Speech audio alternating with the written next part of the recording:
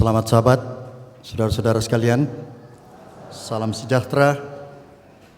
Semoga ibadah kita pada siang hari ini berkenan di hati Tuhan dan membawa berkat, kesegaran rohani yang baru untuk setia menunggu kedatangan Tuhan yang kedua kali. Tadi malam kita sudah memulai rangkaian acara seminar Roh Nubuat dengan belajar bersama-sama bagaimana peristiwa-peristiwa yang sedang terjadi saat ini menggenapi nubuatan yang Tuhan sudah berikan melalui ilham kepada para nabi dan rasulnya. Dan kita melihat kegenapan yang luar biasa.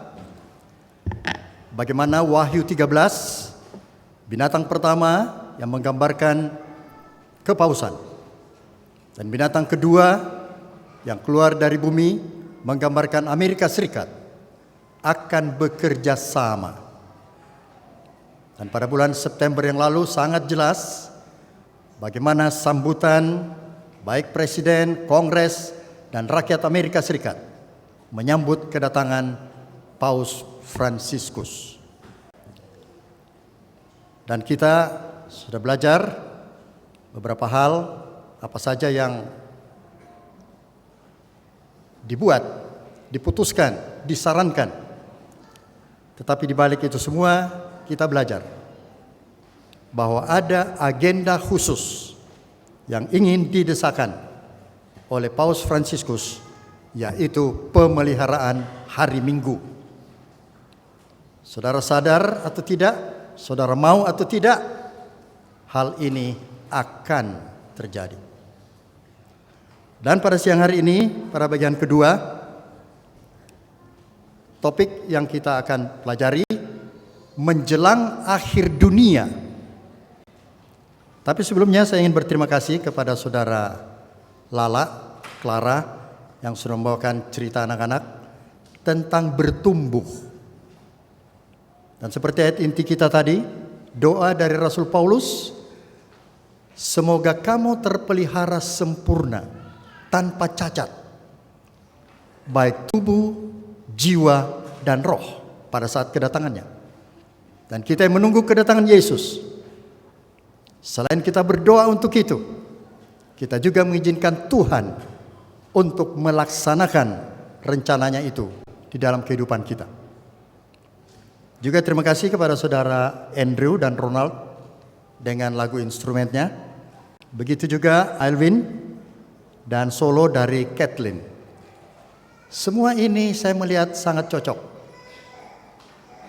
Tuhan mengatur sedemikian indah pada saatnya, sesuai dengan pelajaran kita pagi hari ini. Saya mengundang kita semua sekali lagi tunduk kepala untuk berdoa.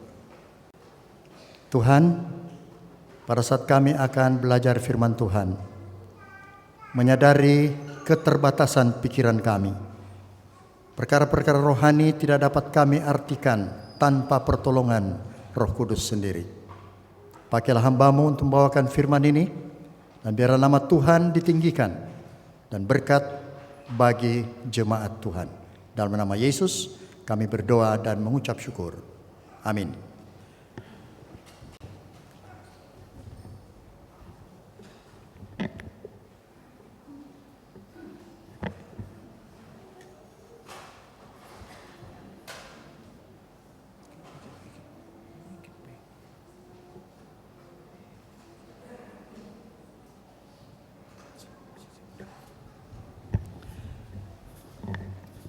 Kita tidak akan membahas secara rinci, tapi saya percaya orang-orang Advent sangat biasa dengan gambar patung ini, bukan? Masih ingat saudara-saudara? Patung ini terdiri dari emas pada bagian kepalanya yang menggambarkan kerajaan Babylon. Kemudian dada dan lengannya dari perak menggambarkan kerajaan Medo Persia. Kemudian perut dan pinggangnya dari tembaga melambangkan kerajaan Yunani atau Greka. Kemudian paha dan kaki sebagian ke bawah dari besi, kerajaan Romawi. Kemudian pada bagian jari-jari kaki terdapat besi bercampur tanah liat. Dan ada 10 jari kaki. Ini menggambarkan kerajaan-kerajaan Eropa Barat yang menjadi pecahan dari kerajaan Romawi. Di dalam perkembangan pengertian nubuatan disebutkan juga bahwa besi yang tadinya Roma akan diteruskan pada jari kaki itu menjadi Roma gereja. Dan tanah liat menggambarkan pemerintahan-pemerintahan, kepala-kepala negara yang akan coba bersatu dengan Romawi gereja. Alkitab mengatakan mereka coba bersatu, tapi tidak dapat bersatu. Dan kita sudah belajar tadi malam, apabila agama bersatu dengan pemerintahan atau negara, akan menghasilkan penolakan kepada Tuhan dan penganiayaan. Yesus ditolak sebagai raja oleh kesepakatan pemimpin-pemimpin Yahudi, agama Yahudi dengan penguasa Roma, dan kemudian menghasilkan Yesus disalib. Dan ini akan terulang apabila pemerintahan Amerika Serikat dipengaruhi oleh gereja-gereja utama yang ada di sana sesuai dengan nubuatan hamba Tuhan kemenangan akhir, dan kemudian bersatu dengan kepausan, maka akan terjadi penolakan kepada kebenaran dan penganiayaan akan terjadi. Mau atau tidak mau, sadar atau tidak sadar, ini akan terjadi. Karena itu kita sudah belajar tadi malam, waktunya sudah singkat. Bangun, bangkit saudara-saudaraku. Tinggalkan perbuatan-perbuatan gelap supaya kita siap menyambut kedatangannya. Menjelang akhir dunia, bukan hanya akhir zaman, akhir sejarah dunia. Apa yang akan terjadi? Di dalam Daniel 2 ayat 44, Daniel menjelaskan arti mimpi patung ini. Tetapi pada zaman raja-raja, yaitu di jari kaki, Tuhan semesta langit akan mendirikan suatu kerajaan yang tidak akan binasa sampai selama-lamanya. Kerajaan yang kuat. Kerajaan itu akan meremukkan segala kerajaan dan menghabisinya. Jadi ketika kerajaan batu itu menimpa jari kaki, maka besi, tanah liat, besi, kemudian tembaga, perak, dan emas hancur luluh.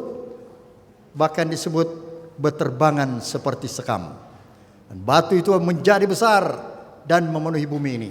Itulah kerajaan Kristus akan berdiri untuk selama-lamanya, memerintah bersama-sama dengan umatnya. Karena itu, apa yang perlu kita persiapkan menjelang akhir dunia ini? Kita sudah belajar, krisis akan datang. Tetapi nasihatnya jangan kita berfokus kepada krisis, tetapi berfokus kepada Kristus.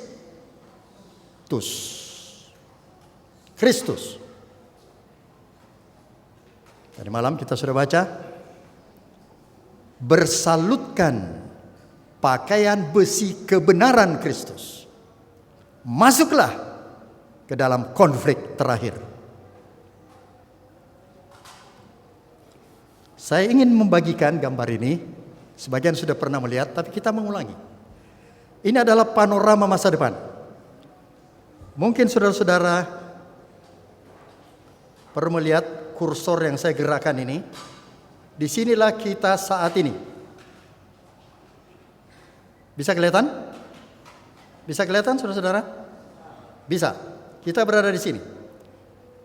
Sebentar lagi Sunday Law, undang-undang hari Minggu akan dikeluarkan, diundangkan. Itu ada di sini.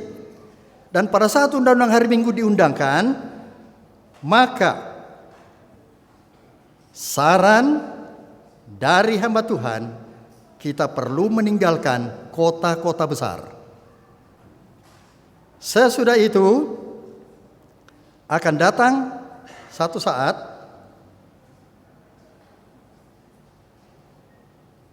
garis ini boleh lihat huruf A ini. Ini adalah pintu rahmat Tuhan tertutup. Tidak ada lagi pengantaran Yesus di bait suci sorga. Pengumuman sudah dikeluarkan. Yang jahat biarlah tetap jahat, dan yang benar tetap benar, yang suci tetap suci. Tidak ada lagi perubahan dari posisi. Yang jahat akan bertobat. Tidak ada lagi. Masa pintu rahmat tertutup. Tetapi sementara pintu rahmat tertutup, sebelum pintu rahmat tertutup, kita akan melihat beberapa peristiwa yang akan terjadi. Ini sebelah kiri ini ada yang disebut a reform movement. Ada pergerakan pembaharuan. Ini dalam jemaat Tuhan ini. Akan terjadi pembaharuan yang benar. Ada terjadi pembaharuan yang palsu. Tapi ini akan terjadi pembaharuan yang benar. Kemudian sealing. Sealing ini pemeteraian. Umat-umat Tuhan akan dimeteraikan, dipersiapkan sebagai milik Tuhan. Dan pada saat 7 belah diturunkan, umat-umat Tuhan ini terpelihara. Karena mereka adalah milik Tuhan. Itu sealing. Kemudian selain itu akan ada late rain. Late rain adalah hujan akhir. Untuk mematangkan benih, hujan akhir itu perlu diturunkan. Untuk menyelesaikan penginjilan, hujan akhir perlu diturunkan. Dan kemudian ada saat di mana umat Tuhan ini akan mengeluarkan seruan nyaring, loud cry, dan pekerjaan Tuhan selesai. Lalu akan ada juga shaking. Apa shaking ini? Penggoncangan. Penggoncangan akan terjadi dalam jemaat Tuhan. Sebagian akan meninggalkan kebenaran ini dan bergabung dengan barisan penentang. Dan pada saat undang-undang hari Minggu dikeluarkan, itu penganiayaan mulai. Saudara lihat yang paling bawah, persecution. Jadi pada saat undang hari Minggu dikeluarkan, persecution itu, penganiayaan itu mulai. Tetapi yang dahsyat adalah sesudah pintu kasihan ditutup. Beberapa peristiwa yang ada di sebelah kiri itu bukan atau tidak kronologis. Satu dengan yang lain, ada yang bersamaan. Ini tidak tersusun secara kronologis.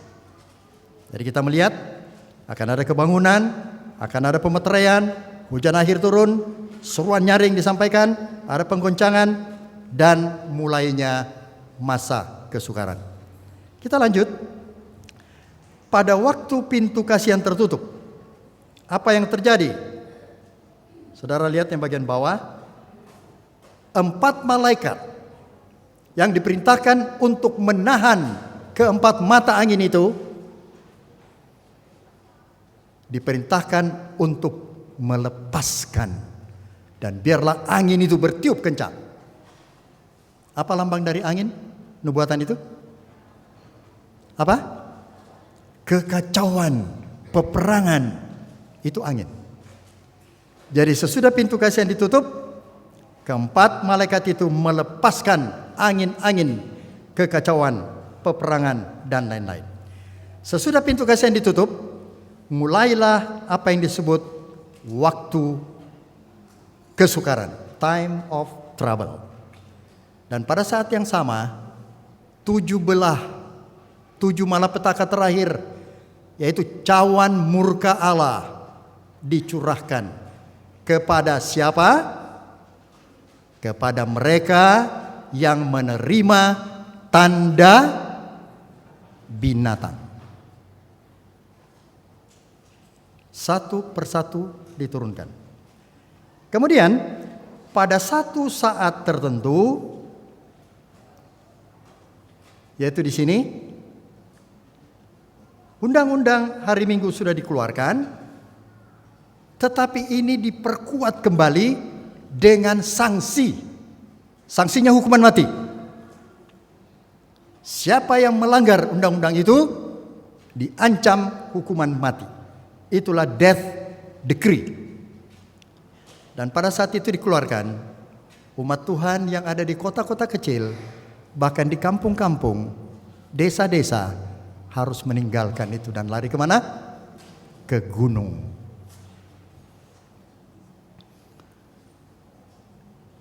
Dan pada saat itu, dekret dikeluarkan hukuman mati, kesukaran itu bertambah besar. Sehingga digambarkan sebagai Jacob's trouble, kepicikan Yakub. Kepicikan Yakub akan terjadi. Sampai satu saat ada pengumuman dari Tuhan sendiri mengenai kelepasan dari umat Tuhan. Umat Tuhan pada saat itu bergumul. Mereka tertekan oleh musuh-musuh yang ada di luar. Tetapi yang lebih yang mereka bebankan di dalam pikiran mereka, apakah mereka sudah berdamai dengan Tuhan? Apakah dosa-dosa mereka sudah akui semuanya? Apakah mereka sudah bersih di hadapan Tuhan? Itulah yang mereka gumulkan. Dan tidak lama sesudah pengumuman kelepasan itu, Yesus Kristus akan kelihatan di awan-awan sebelah timur. Itulah kira-kira gambaran apa yang akan terjadi ke depan. Saudara-saudara, setelah 1844, hamba Tuhan menulis tidak ada lagi penetapan waktu untuk nubuatan. Jadi penetapan waktu terakhir 1844. Pada bulan September yang lalu. Bahkan sebelum-sebelumnya, jauh sebelumnya. Banyak orang yang meramalkan peristiwa-peristiwa besar akan terjadi pada bulan September.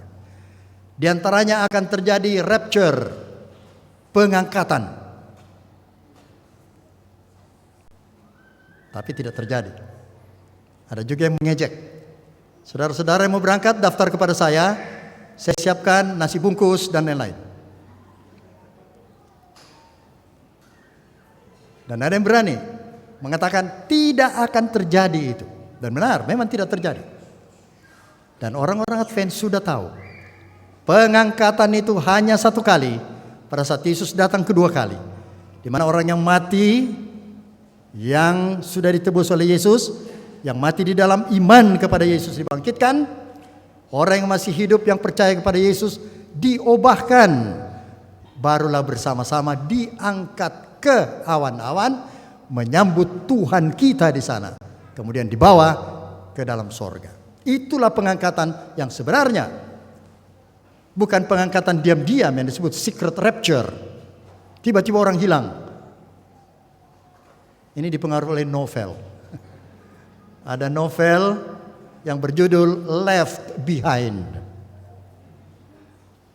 Naik pesawat tiba-tiba pilotnya hilang. Wah, gawat ya. Itu secret rapture katanya, pengangkatan diam-diam. Jadi mudah-mudahan gambaran ini boleh memberikan kita satu gambaran secara garis besar bahwa kita memiliki terang yang Tuhan berikan khusus kepada umat khusus Tuhan di akhir zaman ini. Tetapi untuk menghadapi kedatangan Yesus menjelang akhir dunia, kita punya masalah besar. Kira-kira apa masalah besar kita? Yang pertama, Bagaimana mencapai tabiat Kristus yang sempurna tanpa cacat celah? Karena Efesus 5 ayat 27 mengatakan, Yesus akan mendirikan jemaatnya tanpa cacat, kerut, noda, dan sebagainya. Seperti doa Rasul Paulus tadi. Semoga jemaat ini sempurna, tanpa cacat. Baik tubuh, apalagi jiwa dan roh. Jadi bagaimana? Wahyu 14 ayat 5, kelompok 144.000 itu tanpa cacat celah. Bahkan dusta pun tidak ada di dalam mulutnya. Gampang mencapai itu? Masalah kita yang kedua, bagaimana menyelesaikan pekabaran 3 malaikat? Manusia sudah mencapai 7 miliar. Orang Advent hanya 19 juta orang. Masih banyak tempat-tempat yang belum mendengar pekabaran kita. Dan pekabaran harus diselesaikan. Karena 2 masalah besar ini harus diatasi, barulah Yesus datang kembali. Jadi apa masalah kita? Pertama, karakter Kristus harus terbentuk lengkap di dalam diri umatnya. Dan yang kedua, pekerjaan Injil ini harus diselesaikan. Tapi jangan putus asa. Tuhan yang memerintahkan sesuatu juga menyediakan bantuan, menyediakan sarana untuk mencapai perintahnya itu.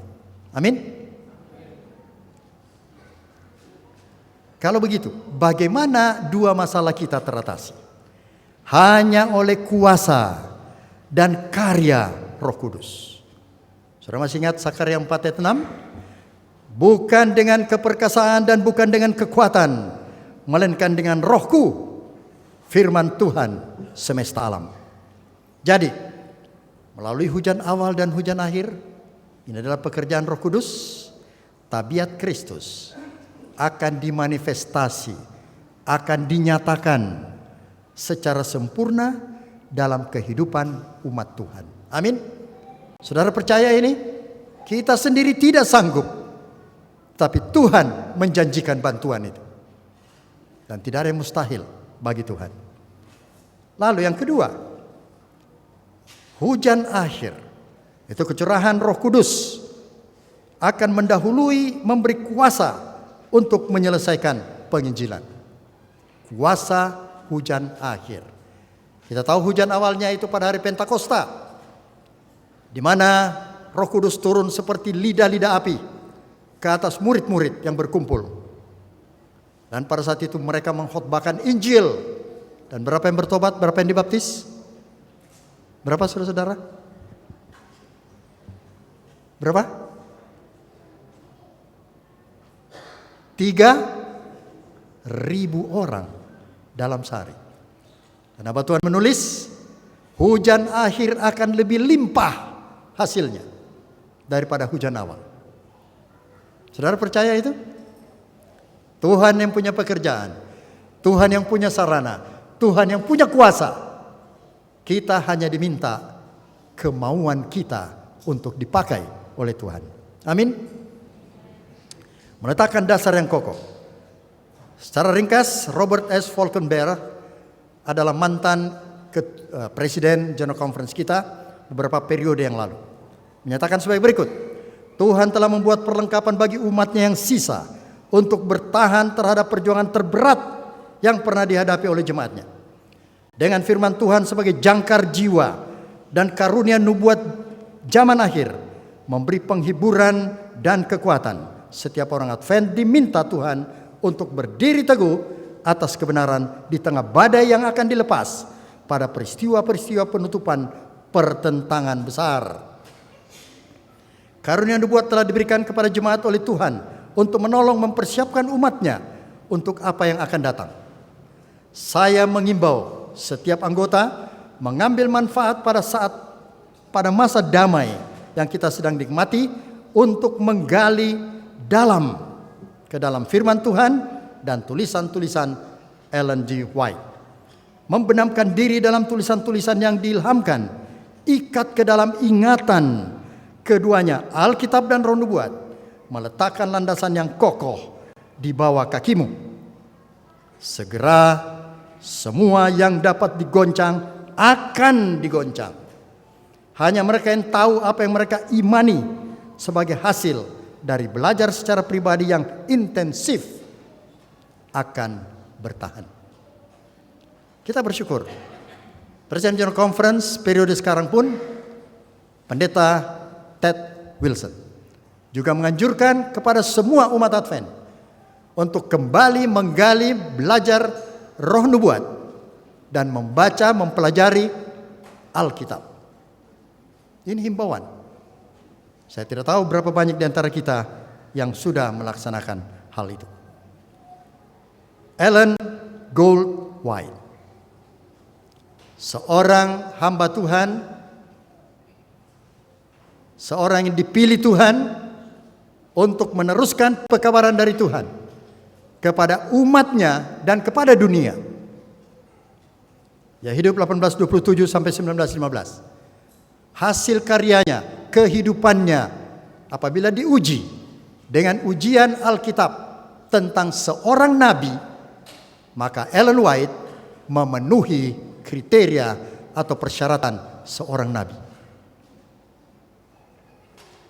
Tapi banyak orang Advent malu, enggan, tidak mau menyebut Ellen White adalah nabiya kita. Ellen White adalah nabiya kita. Apa yang terjadi saat ini sudah ditulis 100 tahun lebih yang lalu. Saudara boleh baca buku Kemenangan Akhir. Apa yang akan terjadi. Dan ini sedang terjadi di mata kita.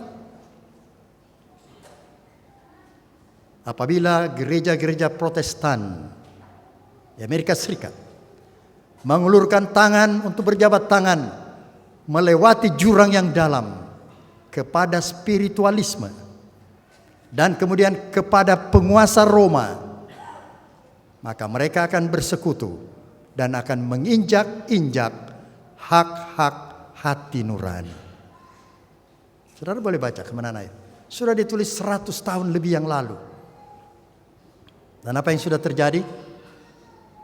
Mewakili gereja Protestan, Rick Warren, seorang pendeta di Saddleback, Amerika Serikat, penulis Purpose Driven Life yang begitu terkenal, bersama Joel Osteen, pemilik katedral terbesar di Amerika Serikat dengan umat yang terbanyak di dalam ibadah mereka, puluhan ribu orang sekali ibadah, bersama dengan Bishop Canterbury dan beberapa pendeta-pendeta Protestan lain menghadap Paus di Vatikan. Apa tujuan mereka? Mengakui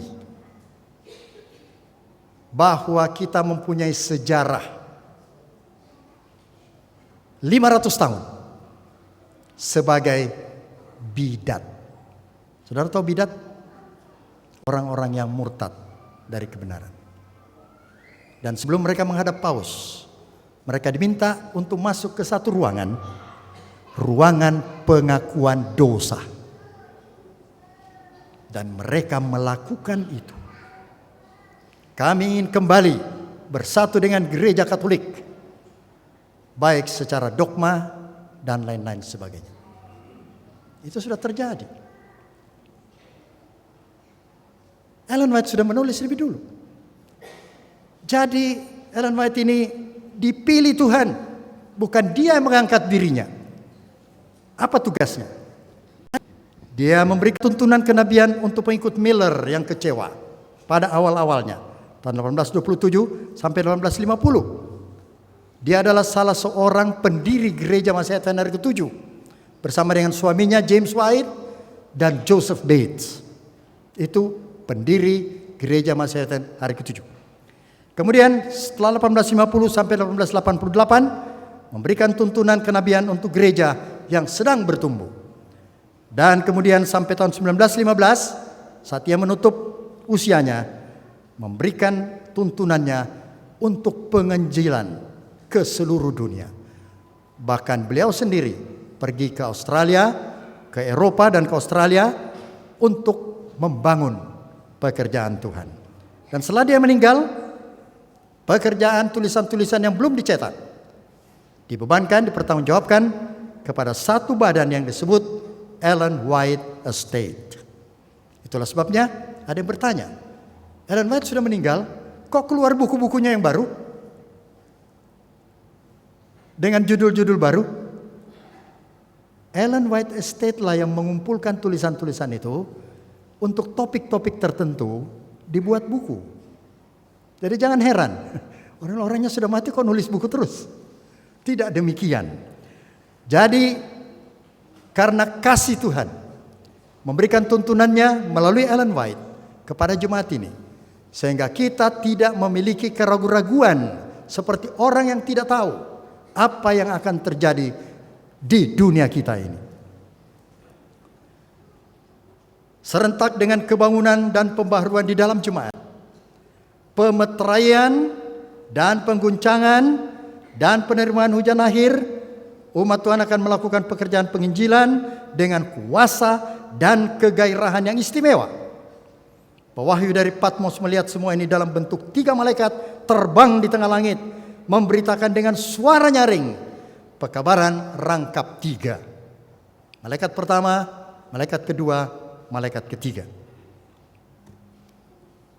Kelihatan dengan gambaran malaikat yang terbang ini, berarti pekerjaan ini memiliki pekerjaan yang penting dan dengan kecepatan luar biasa. Mereka sedang memegang dalam tangan mereka roti hidup untuk satu dunia yang sedang kelaparan. Kasih Kristus mendesak mereka. Inilah pekabaran terakhir. Tidak ada lagi yang akan mengikutinya. Tidak ada lagi undangan rahmat diberikan sesudah pekabaran ini diselesaikan. Siapa malaikat-malaikat?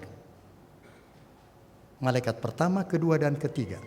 Bahkan ada yang keempat menyusul.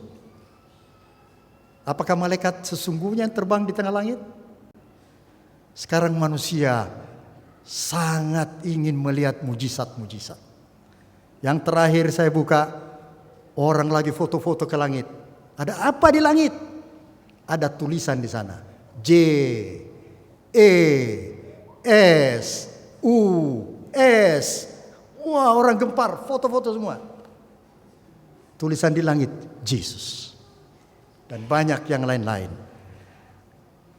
Yang dilambangkan oleh malaikat-malaikat ini sebenarnya adalah pemberita-pemberita, messenger. Dan itu adalah umat Tuhan, saudara-saudara dan saya. Pekerjaan harus disampaikan dengan suara nyaring. Dan Tuhan akan menyertainya. Hubungan pekabaran malaikat ketiga yang kita sudah pelajari tadi malam dengan pekabaran 1888. Beberapa orang telah menulis kepada saya menanyakan apakah pekabaran pembenaran oleh iman. Inti dari pekabaran 1888 yang dibawakan oleh siapa, saudara-saudara? Hai anak-anak muda, harus belajar sejarah. Jones dan Wagoner. Adalah pekabaran malaikat ketiga. Ini pertanyaannya, dan saya jawab. Ellen White menulis, itulah pekabaran malaikat ketiga yang sesungguhnya. Nabi itu menyatakan, dan sesudah itu aku melihat seorang malaikat lain turun dari sorga, memiliki kuasa yang besar, dan bumi diteranginya dengan kemuliaan. Ini malaikat keempat yang akan memperkuat pekabaran malaikat ketiga. Dengan kemuliaan dan kuasa yang besar akan menerangi bumi ini. Siapa malaikat tadi? Siapa malaikat tadi? Juru kabar Tuhan. Umat Tuhan yang terakhir. Elia yang ketiga. Dan disebutkan bahwa mereka dengan kemuliaan. Kemuliaan siapa? Kemuliaan diri? Kemuliaan siapa? Tuhan. Apa kemuliaan Tuhan yang akan dilihat oleh dunia di dalam diri umatnya? Apanya Tuhan? Apanya? Karakter Tuhan. Itulah yang dunia akan lihat di dalam kehidupan anak-anak Tuhan. Jadi kita akan menginjil tidak hanya dengan suara, tetapi orang akan melihat kehidupan anak-anak Tuhan, umat Tuhan. Ada seorang wanita yang memberikan kesaksian. Dia beberapa generasi Advent.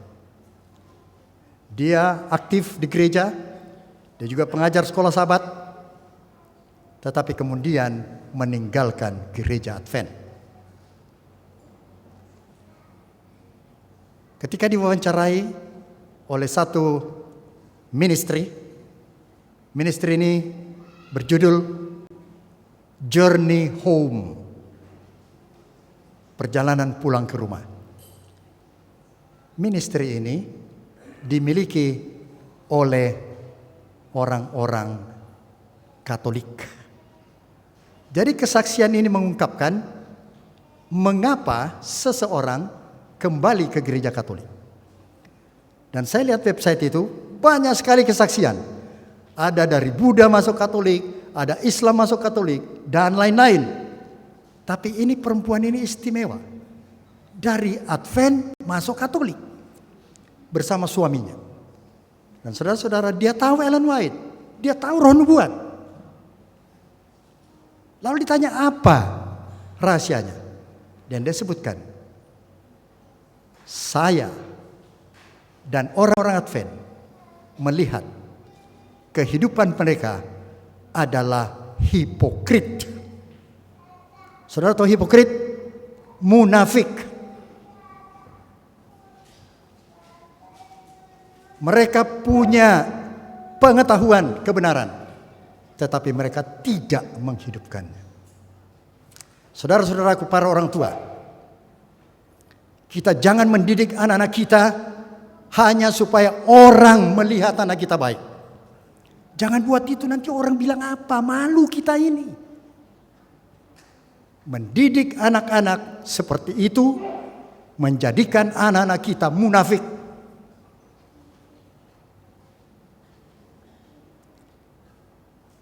Tetapi yang perlu kita tekankan, bagaimana kita mencintai Tuhan, anak-anak itu mencintai Tuhan dan mengenal siapa Tuhan itu, sehingga kita tidak ingin menyakiti hati Tuhan. Itulah yang benar. Jangan nanti orang bilang apa, jangan begini, jangan begitu. Menjadikan anak-anak kita orang-orang munafik. Kalau kita datang ke gereja, wah semuanya senyum, bahagia. Seperti diceritakan, seorang anak dalam keluarga ketika sampai di halaman gereja, bapaknya parkir, wah bapaknya berubah. Penuh dengan senyum, ramah. Anak ini berpikir, di rumah kok lain ya.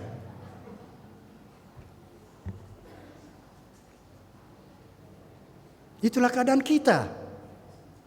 Saudara mau aku itu tidak, itu keadaan kita. Terang, kemuliaan dan kuasa dihubungkan dengan pekabaran malaikat ketiga.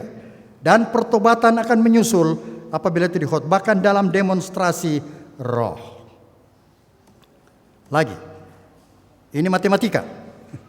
Matematika ini saya dapat dari almarhum Bapak Gito Siswoyo yang sudah meninggal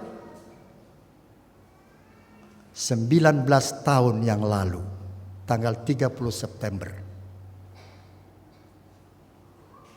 Pekabaran 1888 sama dengan pekabaran malaikat ketiga, kata Ellen White, dan itu juga adalah pekabaran malaikat Wahyu 18, malaikat keempat, dan itu adalah tentang kecurahan Roh Kudus. Kalau saudara ingat gereja kita yang sudah jadi Malang City Point sekarang, Ada berapa malaikat digambarkan di sana? Ada 4. Yang pertama 3 mengelilingi bola dunia di atas SMA Dwi Abdi, dan 1 di atas atau di samping gereja kita, malaikat yang keempat. Ini ingin menggambarkan pekabaran yang penting yang harus disampaikan kepada dunia sebelum Yesus datang kedua kali. Jadi sama, belas kasihannya yang besar, dalam belas kasihannya yang besar, Tuhan menyampaikan sebuah pekabaran yang amat berharga kepada umatnya melalui saudara-saudara Jones dan Wagoner. Inilah pekabaran malaikat ketiga yang diberitakan dengan suara nyaring, disertai dengan kecurahan Roh Suci dengan limpah. Komentar Ellen White. Kemanjuran darah Kristus harus disajikan kepada orang dengan segar dan penuh kuasa, supaya iman mereka dapat berpegang pada jasa-jasa Kristus, bukan dengan perbuatan baik kita. Dengan tidak memandang kepada ketidaklayakan kita, kita senantiasa ingat dalam pikiran kita bahwa ada orang, huruf besar, yang dapat menghapus dosa dan menyelamatkan orang berdosa. Setiap dosa yang diakui, perhatikan, dosa yang diakui di hadapan Tuhan dengan hati yang sangat menyesal, akan dilenyapkannya. Iman ini adalah nyawa gereja. Seruan nyaring dari malaikat ketiga telah dimulai dalam pernyataan tentang kebenaran Kristus, penebus yang mengampuni dosa. Inilah permulaan dari terang malaikat yang akan memenuhi seluruh bumi. Kapan sebenarnya ini mulai? Pekabaran 1888, righteousness by faith, peri yang benar, perihal yang benar, peri yang benar oleh iman, dan Kristus adalah kebenaran kita, berperan dalam mewujudkan kecurahan Roh Kudus untuk menyelesaikan penginjilan. Kita perlu mempelajarinya kembali dengan rendah hati, agar Roh Kudus berkenan bertakhta di hati kita. Kristus masih mengetuk pintu Laodikia dengan sabar. Jangan ada lagi keengganan untuk membukakan Dia pintu. Pintu hati kita hanya dapat dibuka dari dalam. Dan Kristus anti kekerasan. Kristus anti kekerasan. Dia ingin kita menanggapi, mencintai Dia, bukan karena takut, tapi kita mengenal siapa Dia, bagaimana kasih-Nya. Apabila Mesias ke-7 sungguh-sungguh berharap akan kecurahan Roh Kudus pada akhir musim dapat terjadi, kita harus lebih dahulu membuka pintu menyambut pekabaran 1888 agar seluruh bumi diterangi dengan kemuliaan malaikat Wahyu 18 dan penginjilan selesai. Hubungan pekabaran malaikat ketiga dan reformasi kesehatan. Pekabaran malaikat ketiga juga mengandung, berisi reformasi kesehatan. Pemberian kesehatan seperti ditunjukkan kepada saya, kata hamba Tuhan, adalah bagian dari pekabaran malaikat yang ketiga dan sangat erat hubungannya, sebagaimana eratnya hubungan antara tangan dan lengan dengan tubuh. Tubuh itu Injilnya, reformasi, pekabaran reformasi kesehatan adalah lengannya. Begitu eratnya. Ketika reformasi kesehatan diberikan kepada umat Allah, itu telah ditetapkan karena itulah yang akan melayakkan umat itu untuk diubahkan. Saudara-saudara, pemberitaan reformasi kesehatan ini mempersiapkan umat ini, saudara-saudara dan saya, untuk mengalami translasi, perubahan. Bagaimana kalau kita tidak mau menerima alat Tuhan itu? Tidak mungkin bagi mereka yang tidak mengalahkan selera dapat mencapai tabiat Kristen yang sempurna. Saudaraku, apa persyaratan Yesus datang kedua kali tadi? Apa persyaratannya? Tabiat Kristus termanifestasi di dalam kehidupan umatnya. Tidak mungkin mencapai tabiat Kristen yang sempurna kalau kita tidak mengalahkan selera. Selera ini banyak.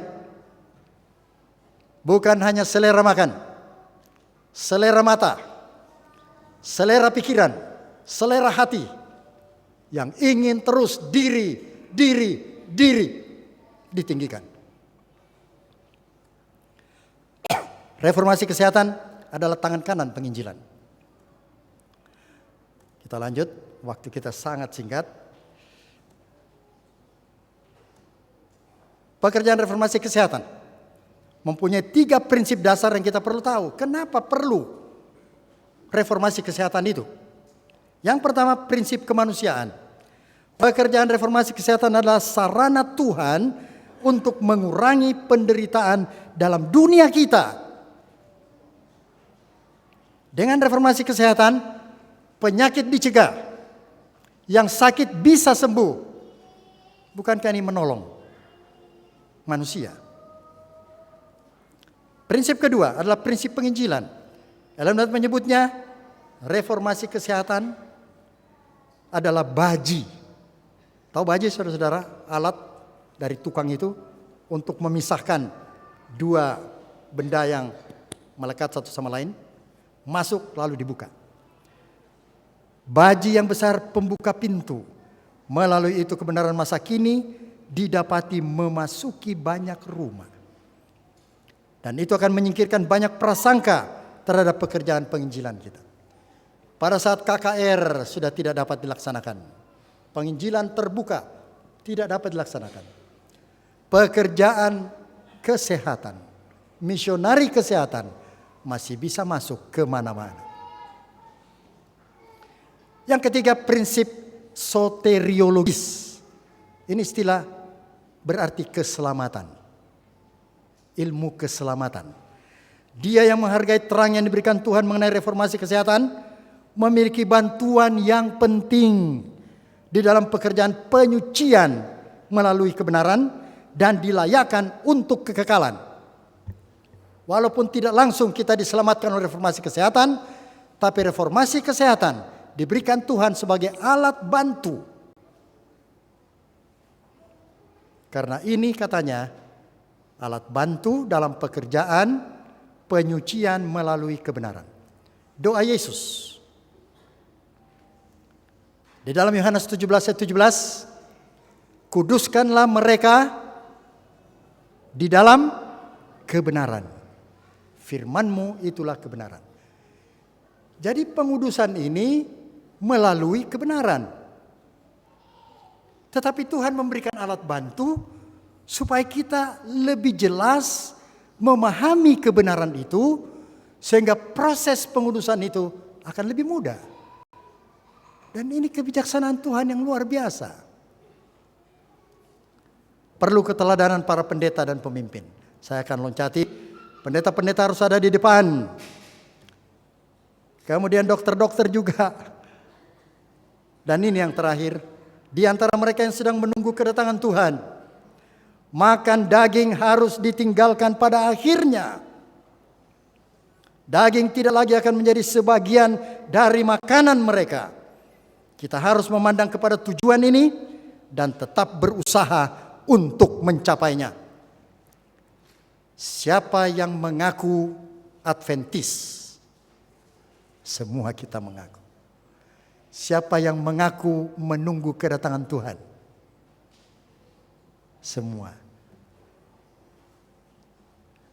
Di antara kita yang menunggu kedatangan Tuhan, makan daging sudah harus ditinggalkan. Amin. Dari hati aminnya.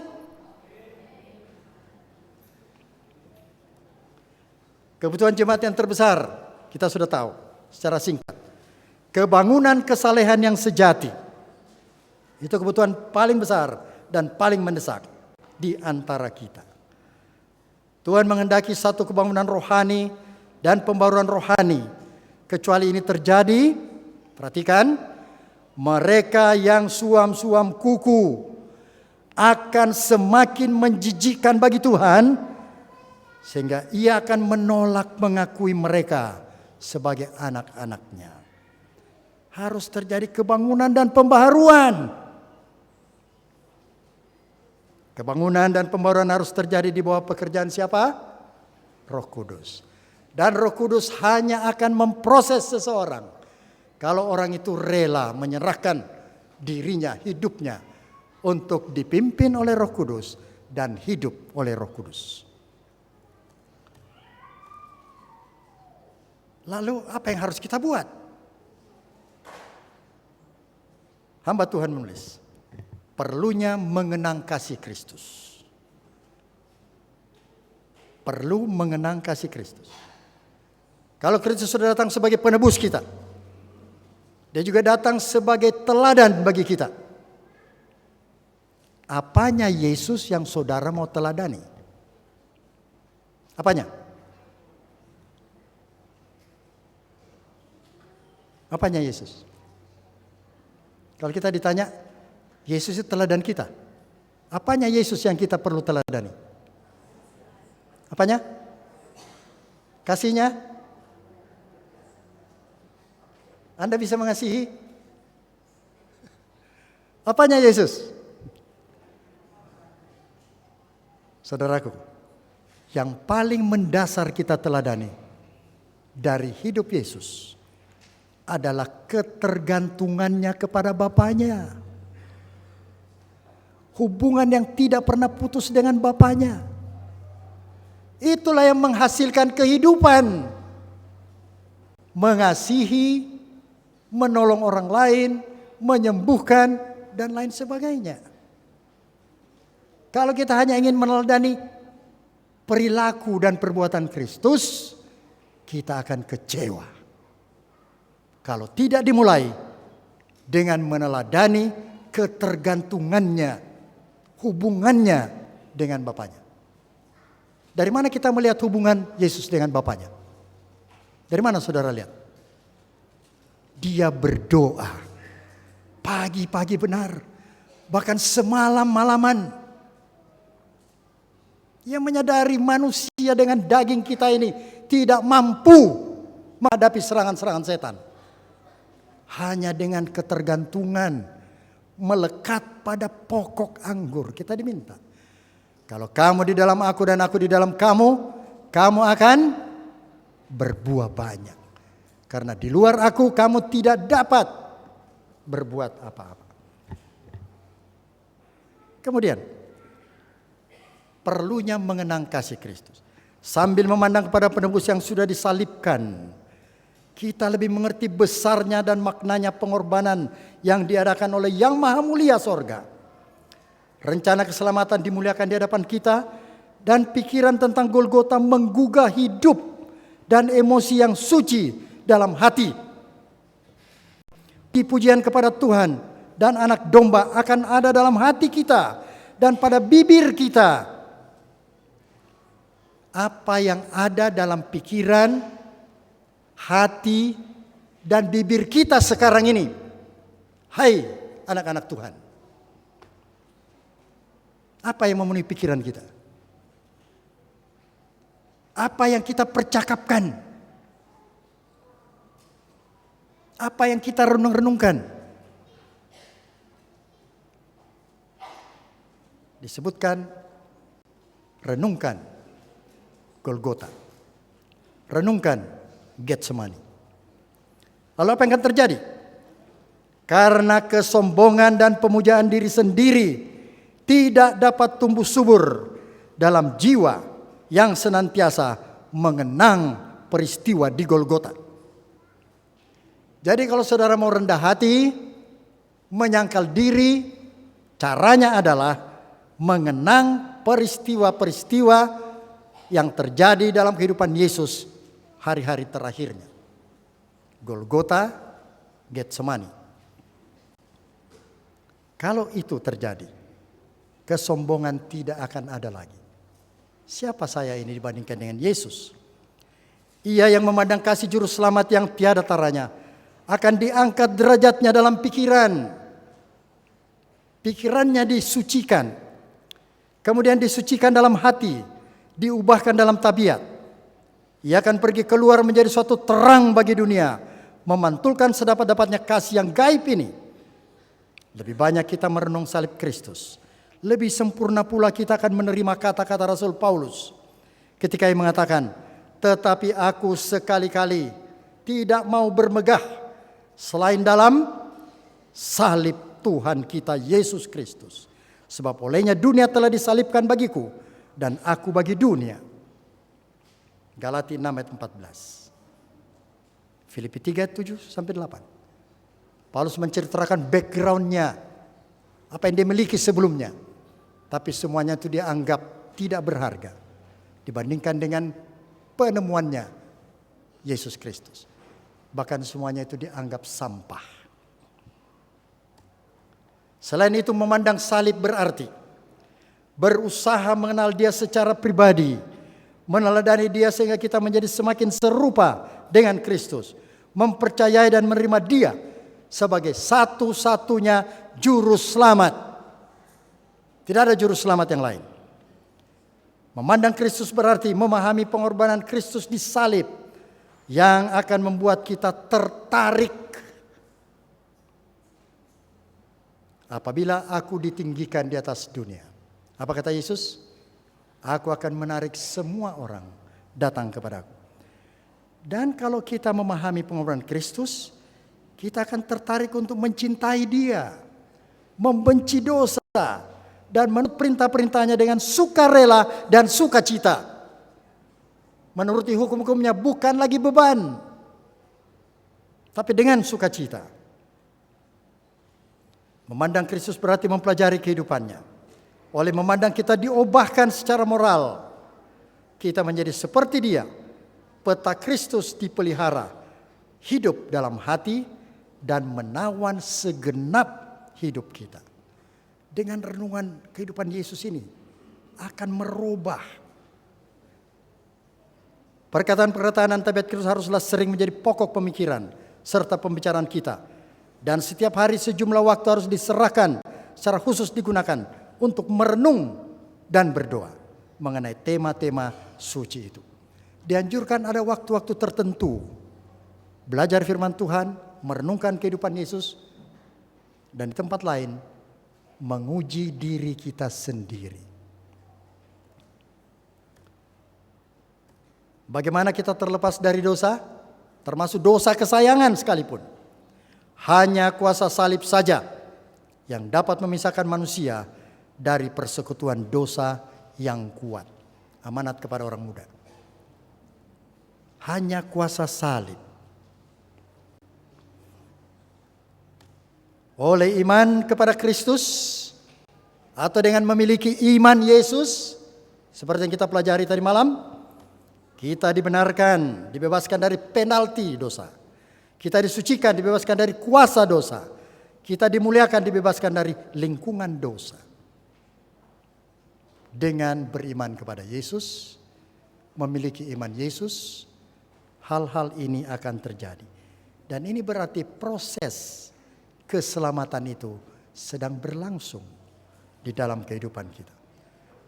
Rombongan 144.000, kita sudah tahu semua bahwa rombongan ini akan terbentuk sebelum Yesus datang kedua kali.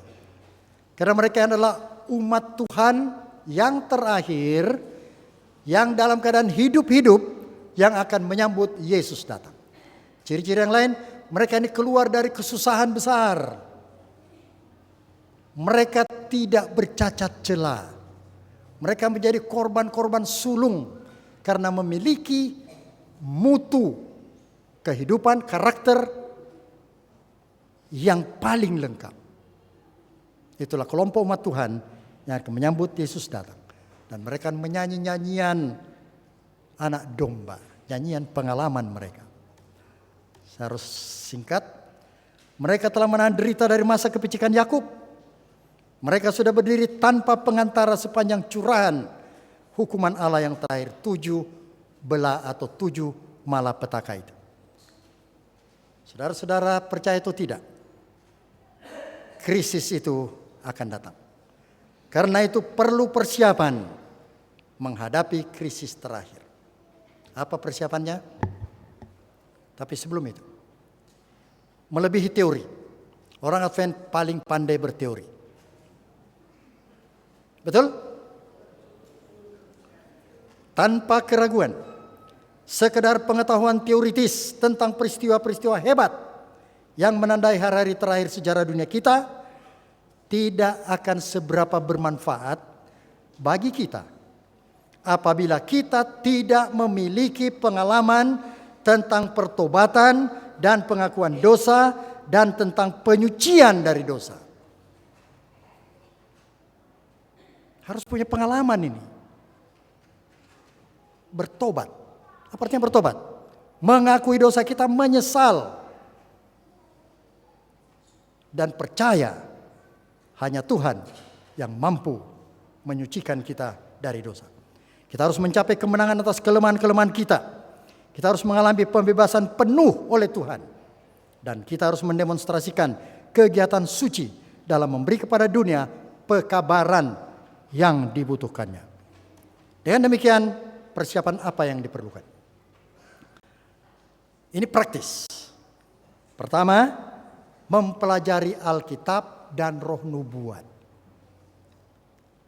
Alkitab, Roh Nubuat, baca 1-2 ayat mengantuk. Itu keadaan kita. Tapi harus tahu, ada krisis di depan. Waktunya sudah singkat. Bangun. Mempelajari Alkitab dan Roh Nubuat. Kita berterima kasih. Ada renungan pagi, ada pelajaran sekolah Sabat. Itu hanya sarana. Tetapi mempelajari Alkitab secara pribadi dan tulisan-tulisan Roh Nubuat. Yang kedua, berhubungan dengan Tuhan. Doa yang sungguh, bukan hanya doa makan atau bangun dan mau tidur. Ada doa khusus. Bersih dari dosa dan menang atas kelemahan-kelemahan. Bukan oleh kekuatan kita, tapi Tuhan berjanji akan menolong kita. Keempat, penyerahan diri sepenuhnya kepada Tuhan. Penyerahan diri sepenuhnya kepada Tuhan akan terlihat pada saat kita diminta melepas satu persatu apa yang kita punyai demi Tuhan, demi kebenarannya, demi pekerjaannya. Dan yang kelima, bekerja dengan rajin untuk Kristus. Kita tidak boleh berpangku tangan duduk manis dan hanya menunggu Roh Kudus akan merubah kita. Kita harus terlibat di dalam pekerjaan penginjilan ini. Kalau tidak, kita akan hilang. Kita akan hilang. Kesimpulan. Dalam belas kasihan yang besar dan kebijaksanaan Tuhan yang tak terhingga, umat terakhirnya dibekali dengan karunia khusus, yaitu Roh Nubuat, yang kita akui melalui karya Ellen White.